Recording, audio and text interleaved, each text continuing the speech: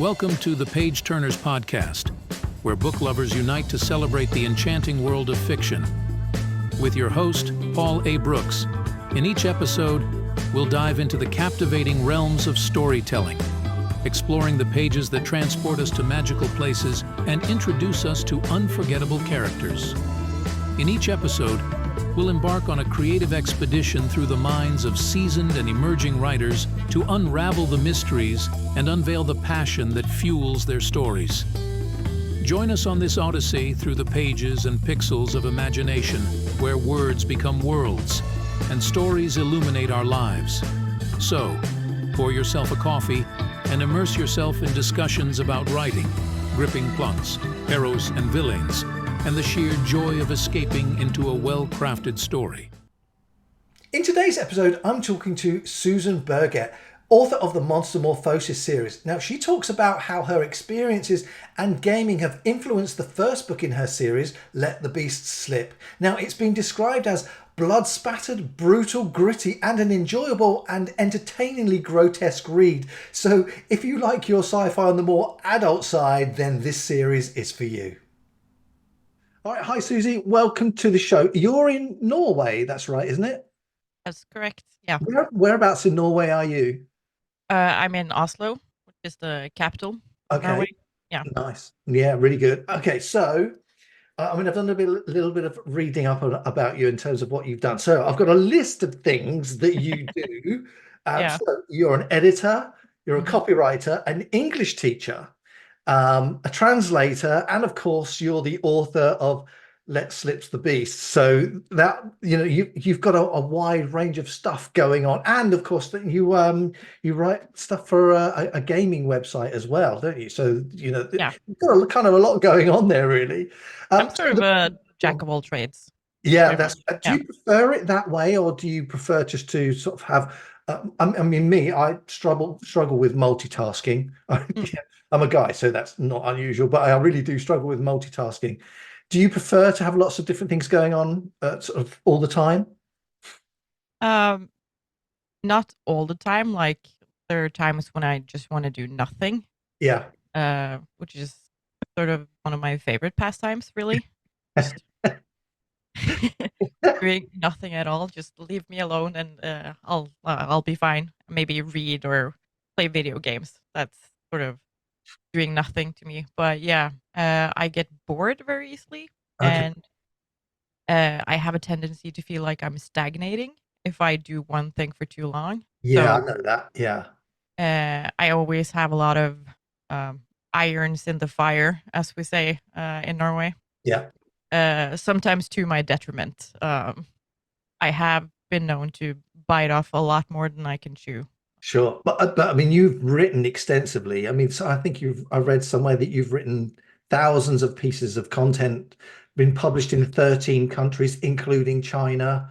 My goodness. So yeah, you're pretty out there doing all the stuff. Now, the book, Let Slip the Beasts, that's an adult sci-fi. Am I right in that? Yes. Yeah. Okay, but you've written some non-fiction as well, I think, haven't you? What have you written in terms of non-fiction stuff? I think it's just mostly like articles for video game websites. Okay. So nothing like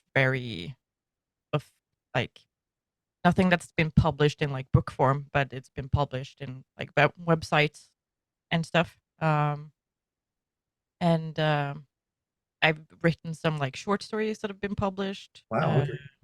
Yeah, but other than that, it's mostly like video game stuff. Okay, well, we're going to talk about that in a moment. So let me ask you, do you prefer to write, because even you're writing about video games, that still for me falls into the realms of kind of fiction stuff, because you're narrating on something fictitious potentially, I would say. So do you prefer to write that kind of articles driven stuff, or do you prefer to write novels like your book Let's Slip the Beasts? Which did you prefer, or which do you prefer? Actually, I prefer not to write at all. Sometimes it's like it's a huge chore just to get going, but once I get going, it's really fun. Yeah. But I do think I prefer like writing fiction. because the video game writing has a lot of uh, rules. It's a lot stricter format, especially when I wrote for an official video game website. I was the editor in chief of Game Reactor Norway for a couple of Mm, years, mm, which is one of the biggest video game websites in Norway, and also in the UK and in Europe in general. yeah, So there's just a lot of stuff you have to remember to put in your article or review. Uh, Whereas writing fiction is a lot freer, and you can do what you want, and there is no wrong way of doing it. sure, When you're writing your own stuff, like your own book or whatever, you're making up the facts. So there's no wrong way of writing it, and there is when you write about video games because you can't get facts wrong. sure. Uh, and when you're a woman in this industry, people are very quick to point it out. So Really? there's a lot of stress for me involved in writing about video games. Wow. Okay. Well, Mm. that's interesting. You mentioned that sometimes you find it hard to actually get started writing. I don't think people realize that sometimes it is difficult. I mean, I haven't sat down and suffered from writer's block and not being able to write at all. Mm. But I don't know whether you can equate with this, but I have sometimes sat there and it has taken me quite a few minutes to get going. And so, I mean, for me, the way I do it, I will edit the last sort of what I wrote yesterday before I start. So it kind of gives me a little bit of the flow and gets me into the flow state so that I can potentially start. But sometimes if there is, a jump in time or, change of scene or something like that, it can be quite hard to kind of get going. And, people think that when you sit down to write, you just rattle it across the keyboard's on fire as you go. And sometimes it's like that for me. Yeah. But other times, no, it's really not. And I suppose the sort of formulaic aspect of writing for a games website, for example, where you've got to get the facts right and they've got to be presented in a particular way, can be a bit of a respite from that for sure. So you are currently the editor-in-chief of, is it spillbarts.com? Is that right? Yeah. Can you tell us a little bit about that? I mean, I've seen the website and people should go and see it, but can you tell us a little bit about that? Yeah. So Spillbart, which can be pronounced in two different ways in Norwegian. It's either playable or gaming mustache, depending on where you put your stress, Okay. which is intentional because Yeah. our logo is a big mustache. Yeah. So it's sort of an offshoot of Game Reactor because everyone who writes for Spillbart is former Game Reactor writers as well. Wow. So there were two of us, me and my friend Kim, who started Spillbart way back in 2017. Yeah. It didn't take off for us until like 2019, 2020. And then we've sort of slowly gathered more writers, all of them from Game Reactor. And now I'm hoping to poach some more of the writers, just gather them all here. So it'll be like old times, but more fun and less stressful. Sure. Yeah, so it's an indie website. Like we do um, everything ourselves. We don't have any ads. So this is not like a money project for us. It's a passion project. Right.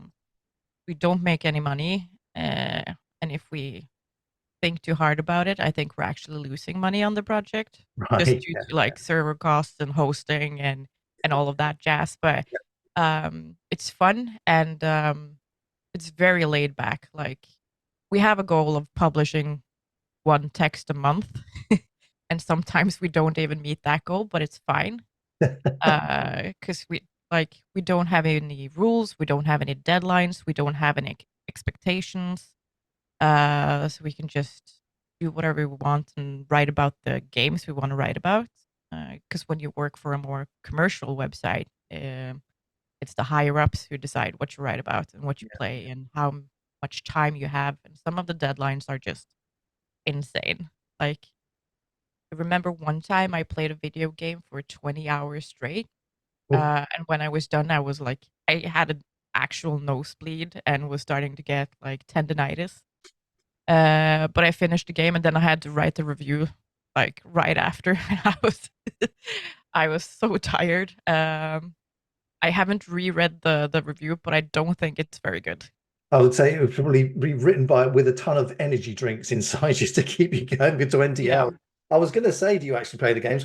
Of course you do. You've got to play the games. So do you play them together in a group, or do you play them sort of individually? And the next question would be is what is your favorite game that you've played?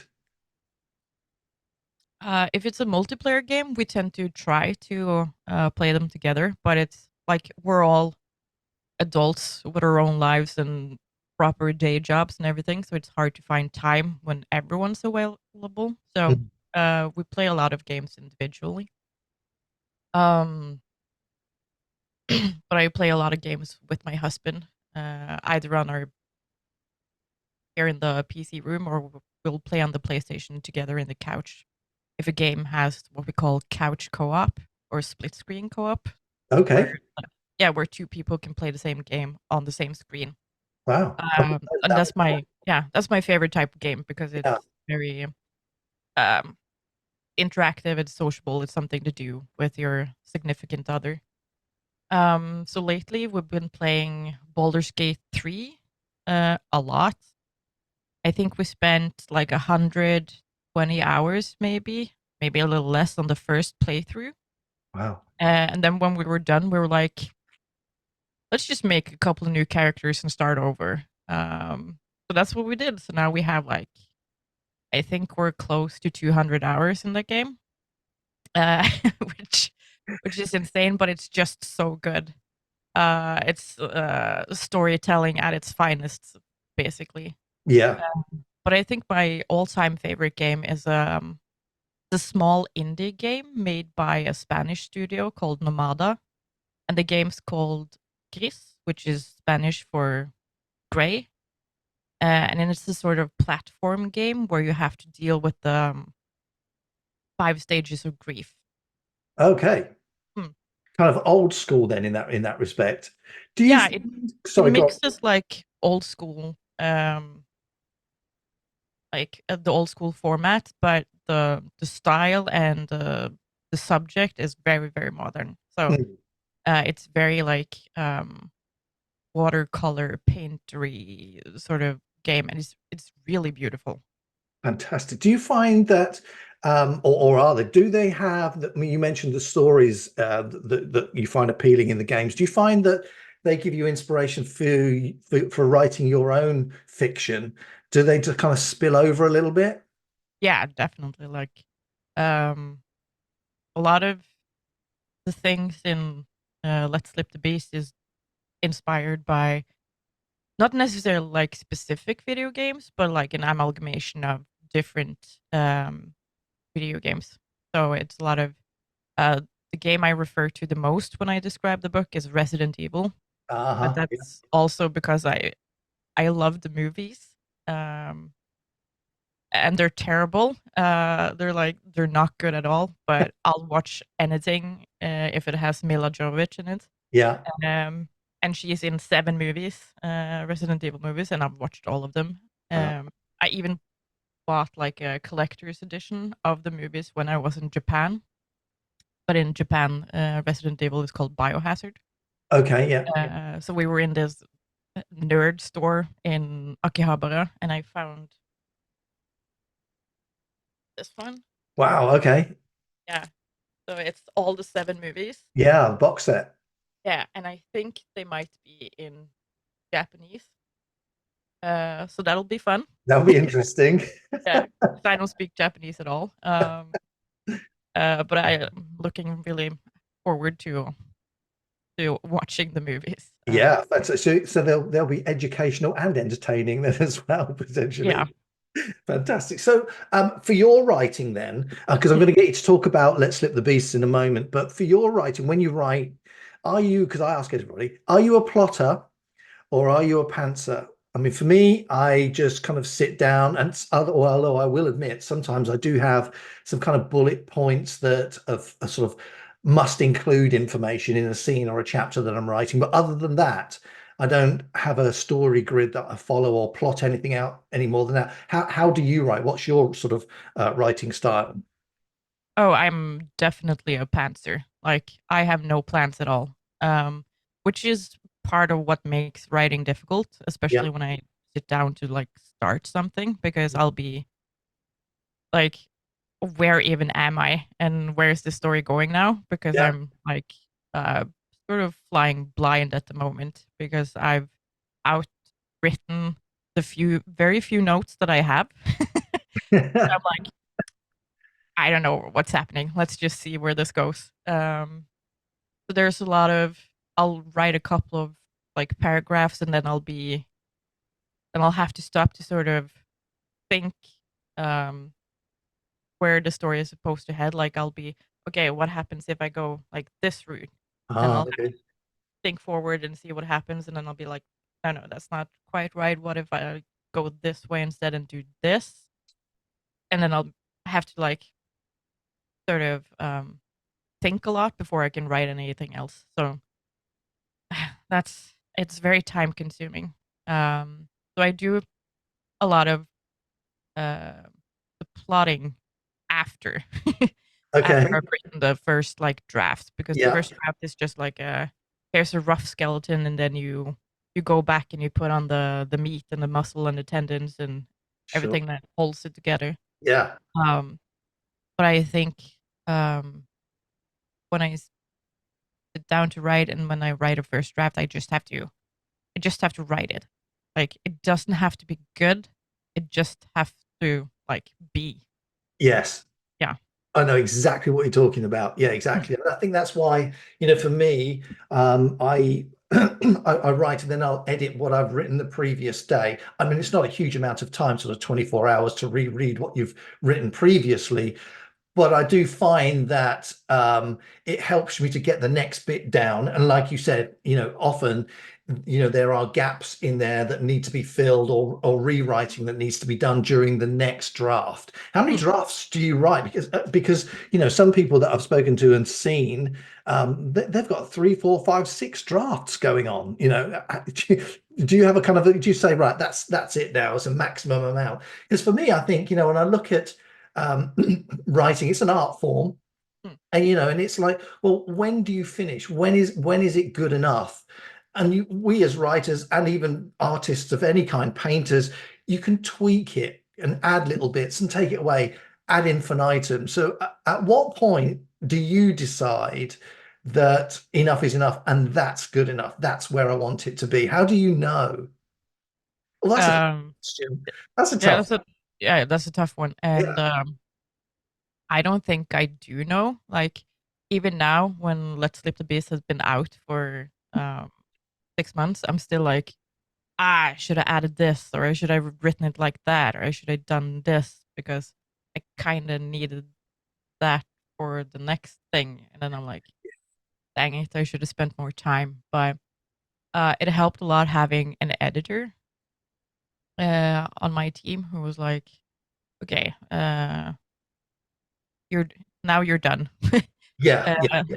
it's Yeah. done now. We're sending it off to like copy editing and proofreading, and you can't make any more changes now. And I was like, That's it. You're done. yeah, yeah, Yeah, yeah, the decision's made for you in that respect. But that's yeah. good. And again, this is the other thing that people don't appreciate or often don't realize, when you're reading, is that the book goes through three or four different edits, developmental copy, proofreading, all of that sort of stuff has to be done to Mm. produce a product that is often readable. When you think back to your first draft and you reread it and have a look at it, you think, my goodness, there's no way that anybody would want to read that. So and then there's a period of time. How long does it take you to write a book? So let's say Let's Let the Beast has gone from in your head to the first draft to the release. How long was that in terms of time? Oh God. Um, if I go back to the very first draft, it's been like years. Uh, Probably more than 10 Wow. because I'm Yeah. a procrastinator, and I've been like writing here and there, but then I've put it aside and been like, nah, nah, nah, nobody's never gonna read this. I'm wasting my time. And then I had this sort of moment of I'm not sure what to call it, but spite is probably a good word for it. Because some of my former classmates were published, and I was like, you know what? If they can do it, so can Can I. I? Yeah, it's getting out uh, there. Yeah. yeah. Publish and be Uh, damned. Isn't that what they say? yeah.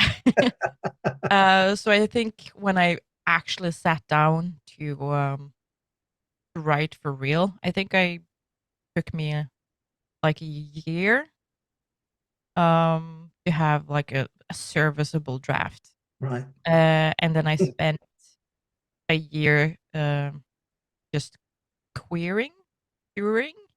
That word is hard for Norwegians. Yeah, Uh, querying. Yeah, I've got yeah, you. querying. Yeah. Uh, and rewriting it like 3 times before I got like before I got it right. I started querying way too early.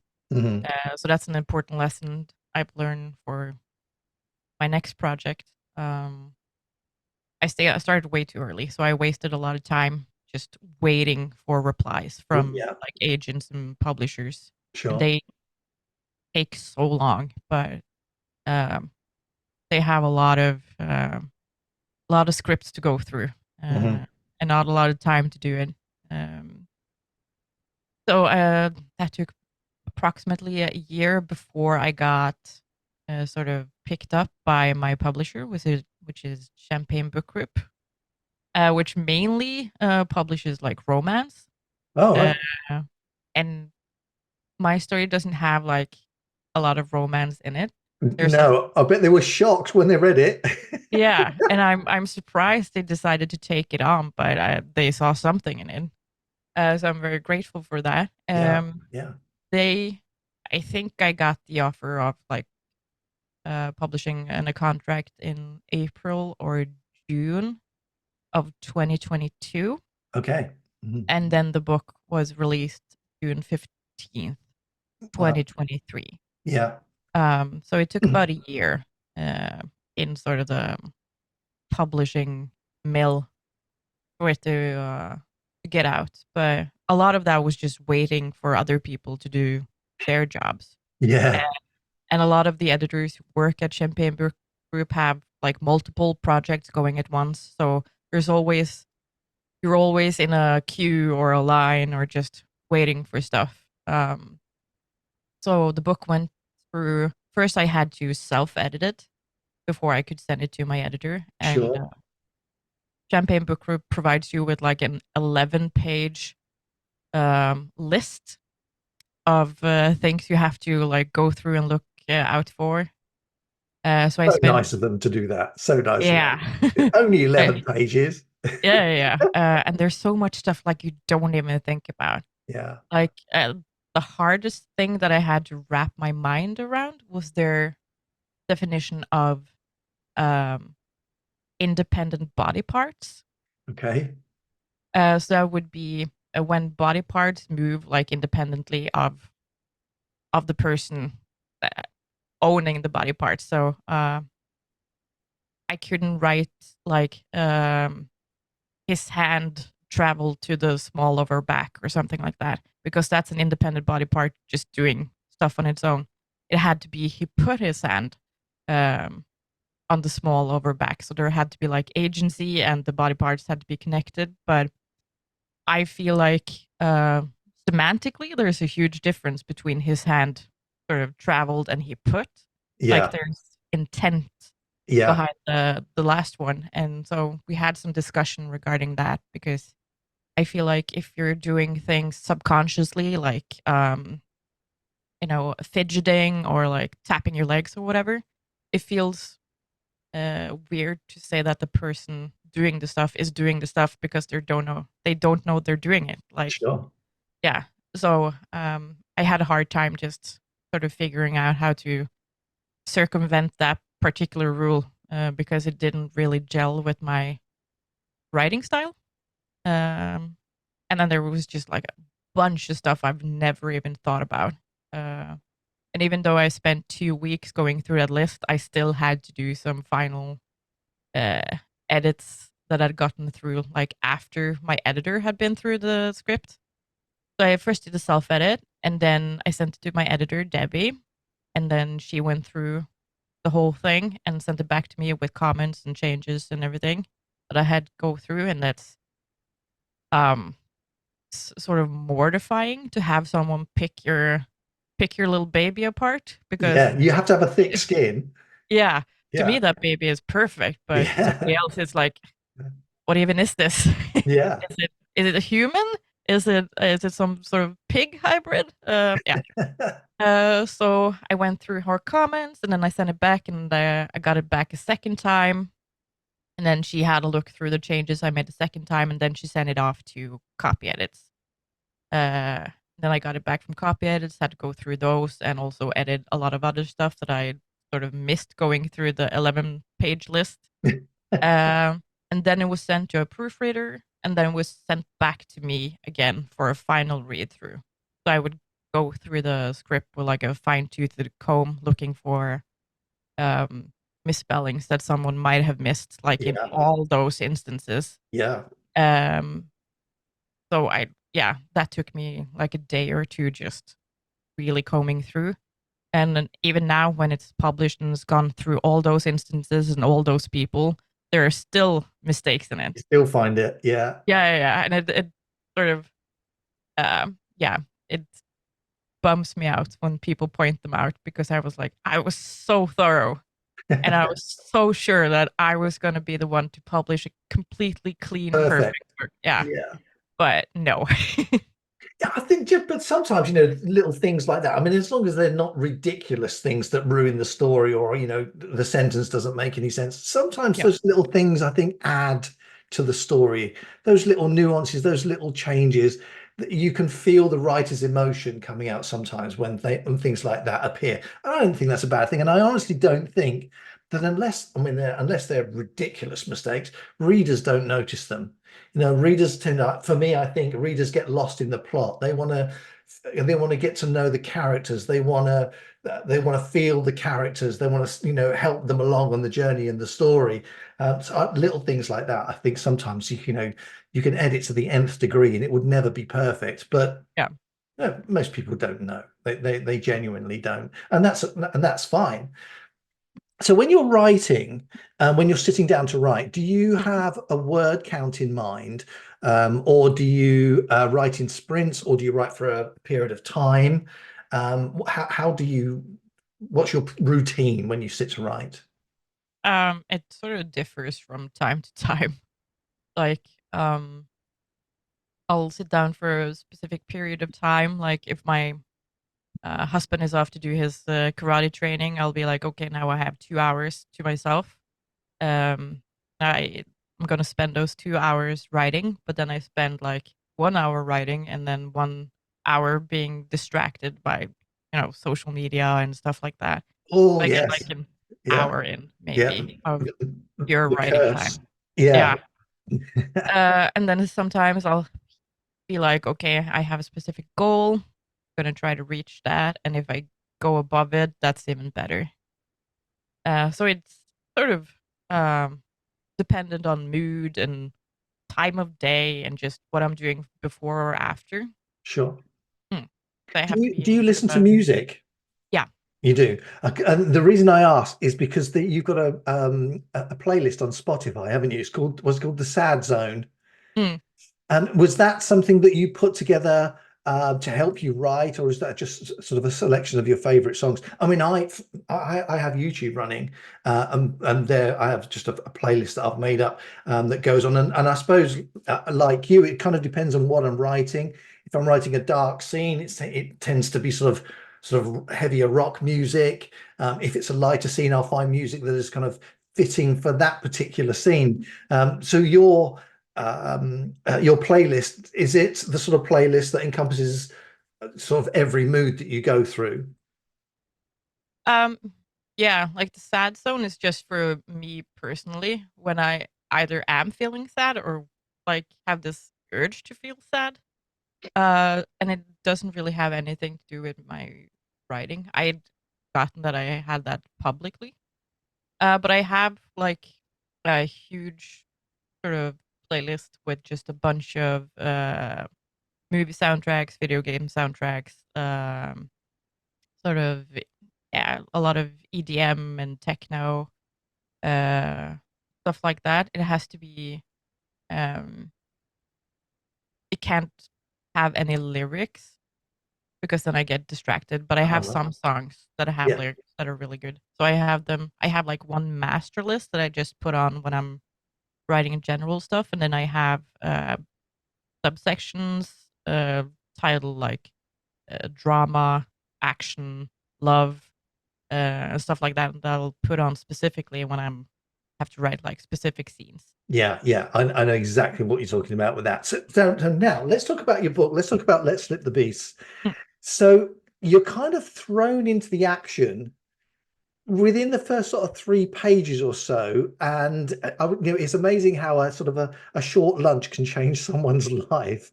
Um, it's those first few pages set up sort of Callie's journey throughout, and it's you are thrown right into the middle of it. So without giving any spoilers away, can you tell us a little bit more about Let's Slip the Beasts? How does it kind of flow and where does it go? Um. Oh, that's a good question. For me, it goes like very to a very logical place, but as you've seen from some of the reviews, Yeah. it does take a lot of twists and turns. I'm always surprised when people tell me that because I'm like, no, no, no, this is a very straightforward story. It goes like this and this and this, but I'm the writer. I'm basically omniscient. I'm God, so of course it doesn't seem that twisty and turny to me. But it starts off extremely simple. Like you have this disgruntled customer service worker, Callie, who has some. She's not very happy with her lot in life.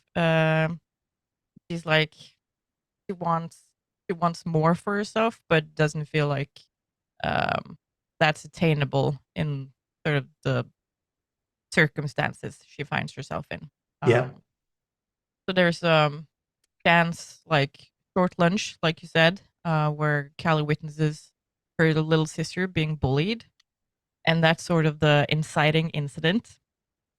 And then it just goes, um, it goes some crazy places from there. But she winds up with a bunch of um, escaped genetic experiments uh, Hmm.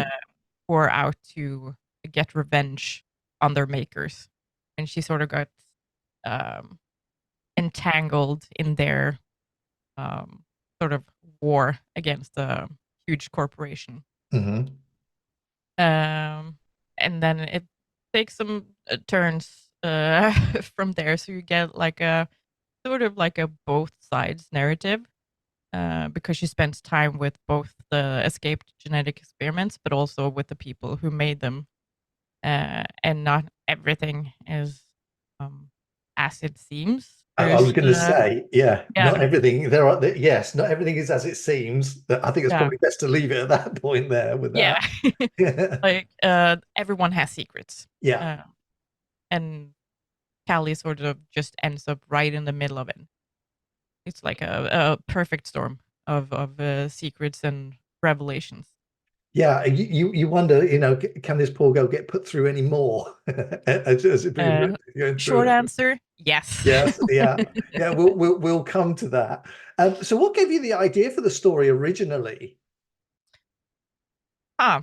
Um, that's a really good question. It's something that's been with me for so long, and I think it's just been like a sort of mishmash of the things I've played and things I've seen, Yeah, and then sort of have like um, you know, this one weird dream where you wake up and you're like, "Damn, that's a good story," and then you just scramble to write down everything you remember.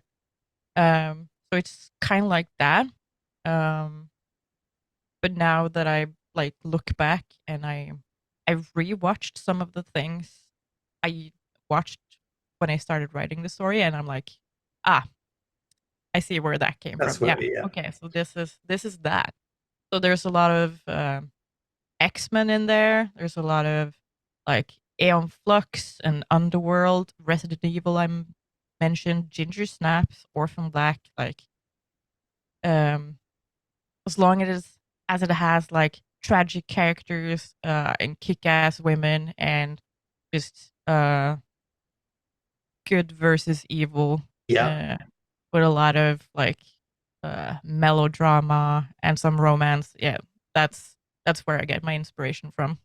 Sure. Tell us about some of the other characters. So Callie, how old is she in your because you've got some illustrations. Are they on your website? I think did you do those yourself, or did you have an artist design them? Yeah, no, I did those myself. Wow. So Callie is how you see her Yeah.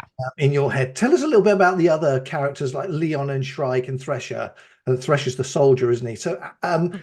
uh, are they, where did they come from, and are they sort of how you see them, or have you had to adapt so that instead of what's in your head? Because sometimes I think, when you've got an idea of what a character looks like, it doesn't always translate necessarily into a really good image for other people, because sometimes you think you give them too much information in that respect.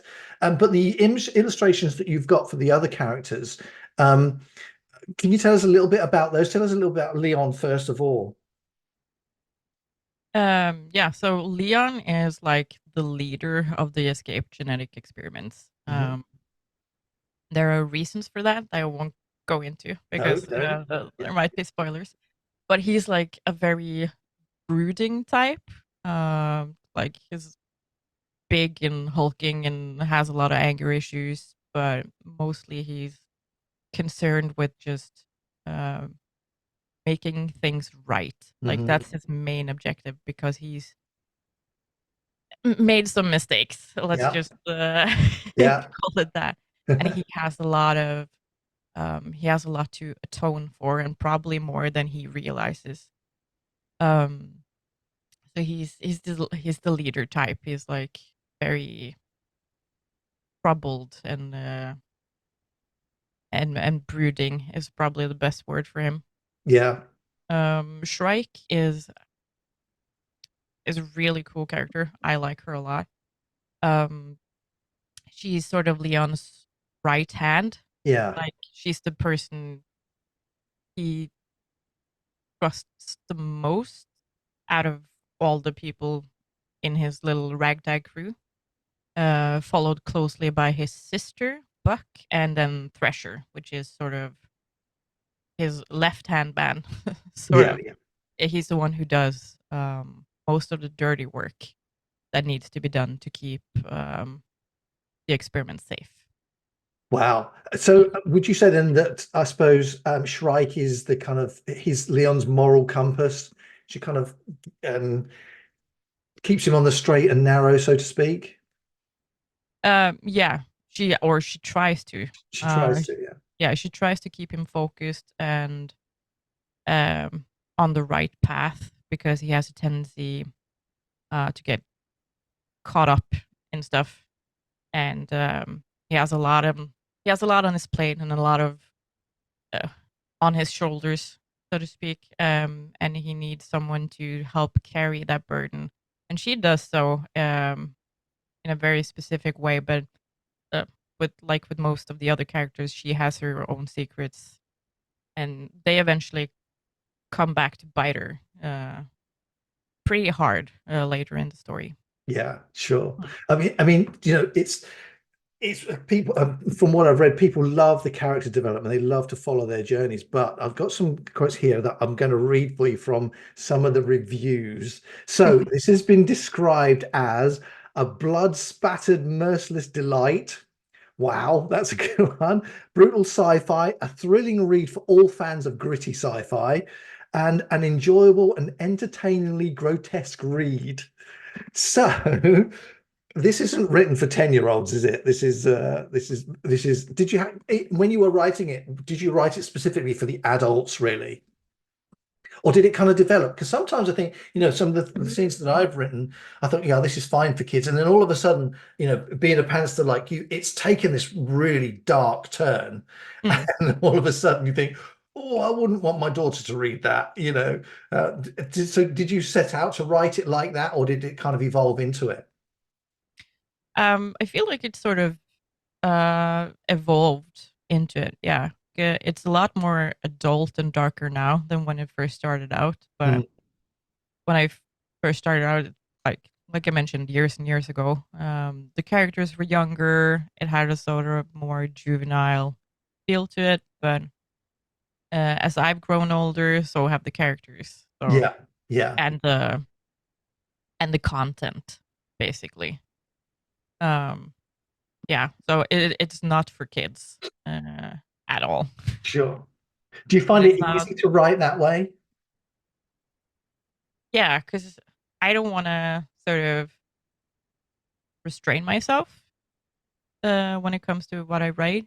Uh, I just want to go ham basically, and I feel like the book is bonkers in a lot of ways. Yeah, Uh, yeah. yeah, and I don't want like sort of have to consider what would be age appropriate for like young adult audiences or whatever. So I'm writing for um adults who like the same kind of stuff that I do, so Hmm, they won't be too put off by all the violence because there is a lot of it. There's a lot, yeah. But yeah, so it's definitely adult, but it's grown adulter Yeah, over the years. Yeah. but I think you write what you like, and I think you Mm. write what's in you, and if that is there, then that's what has to come out. So this is the first of the Monstermorphosis series. So I'm assuming it's going to be a series. So is Yeah. it going to be a trilogy? Is it going to be a series of more than three books? What's kind of next? And have you started book two? Um. So far, I think it's gonna be a trilogy, but since I'm a pantser, it might grow bigger than that. Yeah, yeah. Um. So I'm not quite sure. Like I have three books. I'm not gonna say planned, but I have like some very rough ideas and some vibes for at least three books. Yeah, And then I have an idea for a fourth one, but it's gonna be like gonna take a huge detour from the trilogy, but sort of be set in the same universe and have some of the same characters. sure. But you're gonna meet them in like totally different circumstances. Um, yeah, I don't think I'm gonna say anything more about the fourth book because it's gonna be, um, yeah, the whole book is gonna be like one huge twist. I think. Wow. Well, that's something that we'll certainly be looking forward to. But I Yeah. think it's quite as a pantser, it's quite logical for there to be. I mean, mine is a trilogy, but they're like you. There are offshoots, if you like, kind of books in between potentially that you could have, and then of course the characters kind of go off and do their own thing as well. Mm. So there's an awful lot that can happen after the trilogy is written. I think that's good. So we will certainly look forward to all of those. Have you got a timeline for the second one to come out? I'm sort of, I think maybe two-thirds done with the first draft. Okay, Uh, but since I've learned so much from the first book, it's mm, hopefully not going to take as long this time. sure. So I'm hoping for a release like next year. My goal now is to finish the first draft by the end of April, and then I'm gonna leave it for like a little while just to let the whole thing like percolate, and then I'm gonna have send it out to readers, and then have feedback, and then just edit however much I feel like it needs editing, and then hopefully send it into my publisher, and then hopefully they'll like it. Yeah, yeah, no, of Yeah. course. Well, that feedback from readers is so important, isn't it? Because they get to tell you all the things that they think are good, things that they feel could be changed, improved, and then you can either take that advice or not before you then move it on into your publisher. So, readers like that are so important. I've got a group of them myself. So, scientists and amongst them, people who are experts in their field that are part of the story as well. But I think that's absolutely vital that you've got those. So we can say then, are we looking at the end of this year or maybe the beginning of next year before book 2 comes out, when you consider all of the publisher editing that needs to be done? Yeah, I will probably, I think more likely summer 2025. Okay.